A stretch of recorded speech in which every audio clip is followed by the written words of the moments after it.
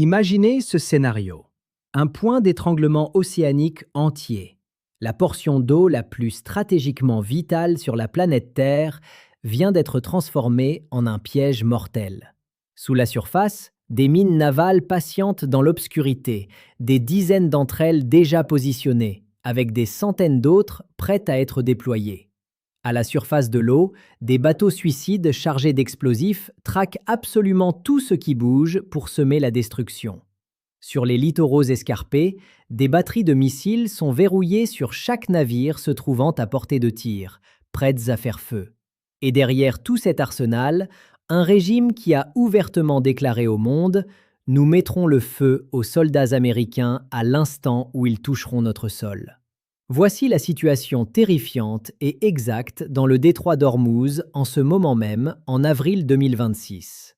C'est une crise d'une ampleur sans précédent, une impasse militaire et géopolitique qui menace de paralyser le monde libre. Si vous voulez comprendre les véritables dynamiques derrière ce conflit imminent, assurez-vous de vous abonner à The Global News 24 et d'activer les notifications dès maintenant, car cette situation évolue de minute en minute. Avant que le monde ne bascule dans cette incertitude chaotique, 20% de l'approvisionnement mondial en pétrole transitait quotidiennement par ce corridor étroit de 24 miles de large. Ou du moins, c'était le cas auparavant. Car depuis le 28 février, jour où les États-Unis et Israël ont conjointement lancé l'opération Epic Fury, ce flux énergétique vital s'est essentiellement et brutalement arrêté.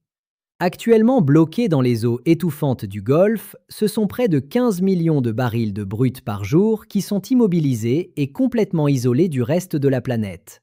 Des producteurs majeurs et historiquement fiables comme l'Irak et le Koweït se retrouvent avec absolument nulle part où envoyer leur production massive. Les conséquences sur les marchés boursiers et l'économie réelle sont terrifiantes.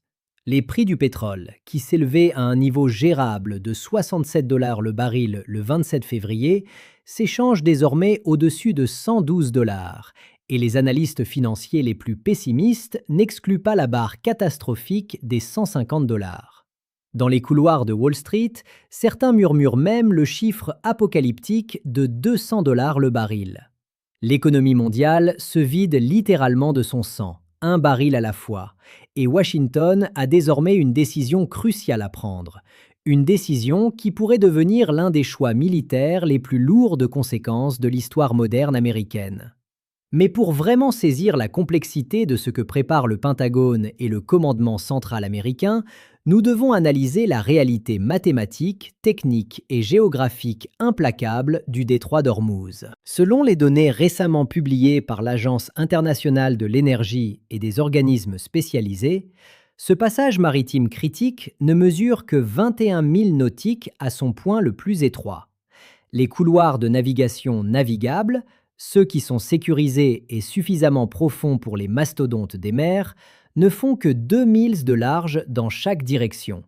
C'est l'équivalent stratégique de forcer la quasi-totalité du commerce énergétique de l'hémisphère oriental à passer par le chat d'une aiguille.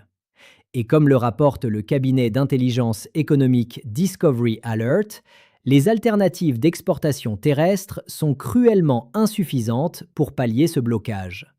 Le réseau d'oléoducs existants, incluant le pipeline Est-Ouest saoudien et l'oléoduc Habshan-Fujairah des Émirats arabes unis, ne dispose que d'une capacité maximale combinée tournant autour de 6,8 millions de barils par jour.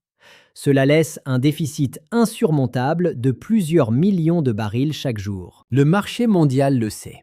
Les stratèges de la Maison-Blanche le savent. Et surtout, Téhéran le sait parfaitement. C'est très précisément sur cette vulnérabilité logistique mondiale que le corps des gardiens de la révolution islamique a minutieusement bâti sa stratégie de dissuasion asymétrique. L'ensemble de la zone côtière et navale a été transformé en une zone fortifiée en profondeur, structurée par couches successives et caractérisée par un risque maximum. Contrairement à une marine conventionnelle occidentale qui s'appuie sur de massifs destroyers et des frégates lance-missiles coûteuses, la force navale de cette organisation opère de manière totalement irrégulière. Comme le détaille une analyse approfondie du Gulf International Forum, Les forces iraniennes saturées dans la région opèrent avec des bateaux lance-missiles agiles de classe C-14 et des navires d'attaque rapide de classe Tondar. Ces petites plateformes navales, qui nécessitent des équipages minuscules et sont peu coûteuses à produire, sont redoutablement adaptées au labyrinthe côtier peu profond du golfe Persique. Pire encore pour les forces occidentales, selon un récent rapport détaillé d'Arab News, l'Iran posséderait un arsenal terrifiant, estimé à au moins 5000 mines navales. La menace posée par ces armes invisibles n'est pas seulement théorique. La pose de ces engins explosifs à déclenchement acoustique ou magnétique depuis des navires de pêche banalisés rend la détection préventive par l'intelligence satellitaire presque impossible. La guerre des mines modernes n'a même pas besoin de couler des dizaines de navires de guerre pour réussir. La simple probabilité mathématique et la rumeur qu'un détroit est miné suffisent à paralyser l'assurance maritime, faisant grimper les primes à des niveaux insoutenables et figeant ainsi le commerce mondial sur place. Face à ce blocus insidieux, l'échiquier militaire devient absolument fascinant à observer. Le président de leur Parlement national a été extrêmement clair lors d'une allocution martiale, affirmant que les soldats américains touchant le sol iranien feront face à tout ce qu'il reste à l'Iran pour riposter et défendre son territoire. Mais la réponse tactique de Washington ne s'est pas fait attendre, et elle ne repose pas uniquement sur des bombardiers lourds B-52 volant à haute altitude. Nous assistons au déploiement en temps réel de moyens maritimes et d'assaut d'une flexibilité chirurgicale. Comme le confirme le média spécialisé en défense navale Portal Stoczniowski, l'arrivée stratégique du navire d'assaut amphibie USS Tripoli dans la région marque un tournant tactique majeur qui a fait trembler les chancelleries. Ce bâtiment n'est pas un porte-avions traditionnel. Le Tripoli est conçu de A à Z pour les opérations expéditionnaires les plus complexes et les plus agressives. Il embarque la 31e unité expéditionnaire des Marines, une force terrifiante d'environ 2500 soldats d'élite entraînés pour les assauts les plus brutaux. Ils sont soutenus par un escadron de chasseurs furtifs de 5e génération F-35B à décollage court et atterrissage vertical, ainsi que par des aéronefs à rotor basculant MV-22 Osprey, capables de déployer des troupes profondément derrière les lignes ennemies à la vitesse d'un avion, tout en atterrissant comme un hélicoptère. L'objectif d'une telle armada n'est pas simplement de larguer des bombes depuis les nuages. L'envoi d'un navire d'une telle spécialité signifie sans l'ombre d'un doute la préparation potentielle à la sécurisation d'installations clés, la neutralisation de batteries côtières dissimulées ou la conquête de têtes de pont côtières que les frappes aériennes ne peuvent à elles seules détruire. Les forces sont rassemblées et prêtes à l'action. Si vous trouvez cette plongée au cœur de la stratégie militaire et de la géopolitique précieuse, prenez un instant pour cliquer sur le bouton d'abonnement de The Global News 24. Votre soutien inébranlable nous permet de continuer à enquêter bien au-delà des gros titres superficiels pour vous apporter les faits bruts, les analyses poussées et la vérité sur les conflits qui façonnent notre monde moderne. Maintenant, parlons de la cible potentielle numéro 1 de cette impressionnante force de frappe américaine, l'île de Kharg. Selon les données maritimes de pointe publiées par Kepler et confirmées par l'Encyclopédie Britannica, cette petite formation insulaire corallienne, située à environ 15 miles des côtes continentales, est la véritable colonne vertébrale, le cœur battant de l'économie pétrolière iranienne.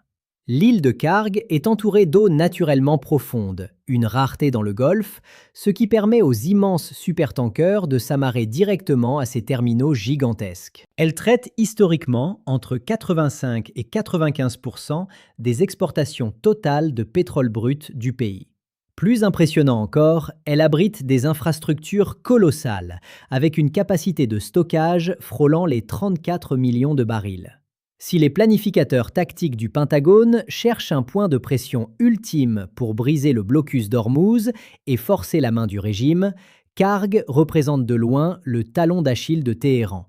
Mais attaquer une installation d'une telle envergure, y provoquer des incendies cataclysmiques ou tenter d'y débarquer des forces d'opération spéciales pour en prendre le contrôle intact déclencherait inévitablement cette doctrine effroyable de la terre brûlée que le régime a promise.